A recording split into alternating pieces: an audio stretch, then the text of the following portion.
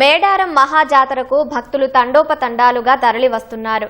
ఈ సందర్భంగా పారిశుద్ధ్య పరంగా ఎలాంటి ఇబ్బందులు లేకుండా అధికారులు చర్యలు తీసుకుంటున్నారు.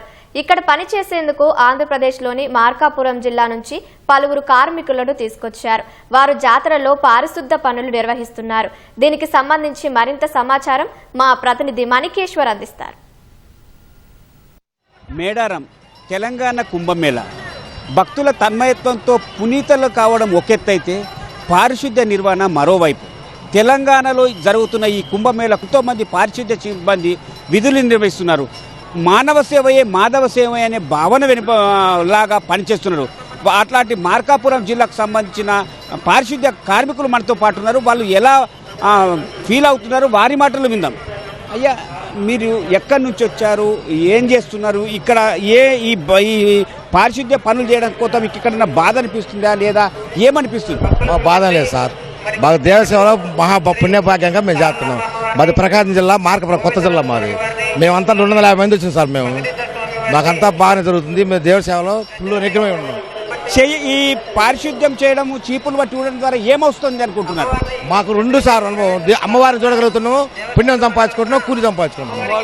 3 పుణ్యము, అట్లా అమ్మవారి దర్శనము, సేవా కార్యక్రమం, మాకు పొట్ట జీవనాధారం 2 కలుపు 3 మా ప్లస్ పాయింట్. మాకు డ్యూటీ 12 గంటలు సార్, 12 గంటలు.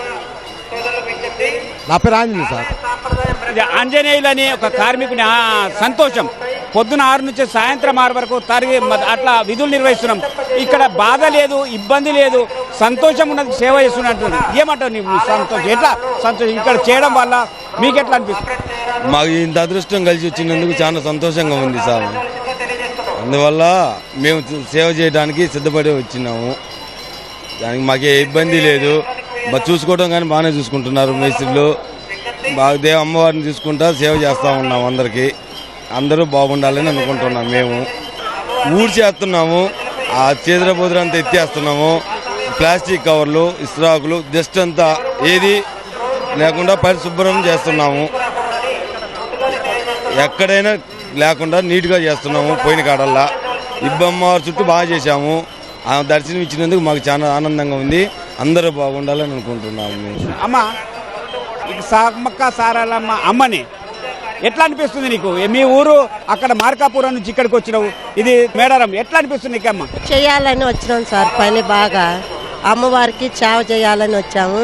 మేము చింతల్లో నుంచి ఇక్కడికి వచ్చాము. చింతల్లో కూడా పని చేసాము. ఇక్కడ కూడా శుభ్రంగా డ్యూటీ చేయాలని క్లీన్గా చేస్తున్నాం. మాకు బాగా సంతోషంగా ఉంది. అమ్మవారిని దర్శనం చేపిస్తున్నారా? ఇప్పుడు ఇంకా చేయించలేదా? చేపిస్తామన్నారు సార్. ఫస్ట్ చేసుకున్నాం దర్శనము వచ్చిన రోజు, మళ్ళీ కూడా చేసుకుంటున్నాం దర్శనం. పోయేటప్పుడు కూడా చేసుకుంటాం. ఇదివరకు ఎప్పుడన్నా ఇట్లా దర్శనం చేసుకున్నావా? ఇదే మొదటిసారి? ఇదే ఫస్ట్ సార్. మేము ఇంతవరకు ఎప్పుడు చూడాల. ఇదే ఫస్ట్ సార్ మేము వచ్చింది. సంతోషంగా, అభిమానంగా, బాగా అందరూ బాగుండాలి, దేశం అంతా బాగుండాలని కోరుకుంటున్నాం సార్. అమ్మది ఎంత గొప్ప విశాల హృదయం, అందరూ బాగుండాలి, సంతోషం ఆమె నుంచి వ్యక్తం అవుతుంది. ఆమె చేతులు ముడుచుకొని ఆత్మీయతను పంచుకుంటుంది, భక్తిని పెంచుకుంటుంది.